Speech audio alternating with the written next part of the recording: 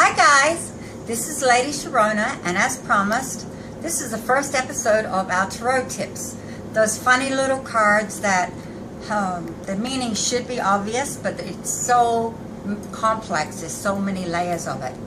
Most of you, I'm sure, when I say that, think directly of the court cards, and believe me, we will be looking at some of them because that's probably the most problematic part of the tarot. But some of the minor arcana too, if you know just a little bit more about them, you can give such a better reading, especially the ancient oracles, and I can help you bring them up to a more modern, contemporary time and meaning. Okay? So the first one we're looking at tonight is the Seven of Cups. I didn't completely choose it at random because we did have it in our dream sequence the other night, right? The Seven of Cups is somebody who's faced with all kinds of possibilities. They're obviously very creative or very much in demand for something, but there's so many offers or opportunities or ideas, they can't figure out which way to go. People, a window of opportunity does not last forever.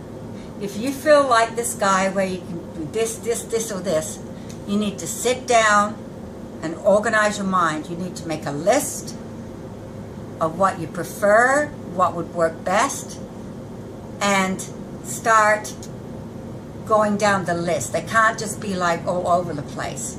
You need to start to focus on the first and second, maybe third things that are most likely going to work out successfully for you. Okay? That's the first meaning of the Seven of Cups. It's a card of confusion, but not in a bad way. I'm going to tell you something. The Seven of Cards is going to change your life.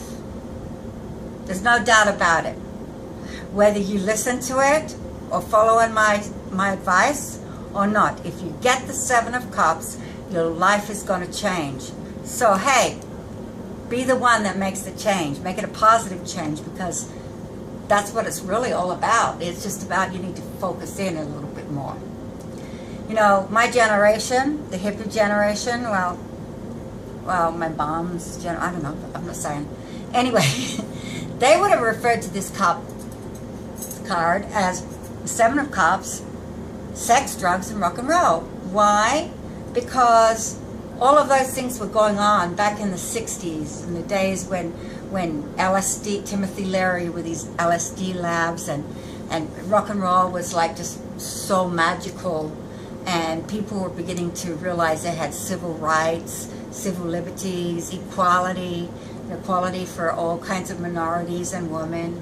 And Seven of Cups is almost a kind of symbol for that, because without some of the mind-enhancing drugs that were available at the time, I don't think people would have really realized that, hey, we can make this a better life. And the music certainly helped. But now it's also time to look at, if you've got this, like, say, reversed, and maybe it's time to start thinking, well, okay, yeah, time to grow up a little bit. Time to maybe settle down, not so much alcohol, not so much partying.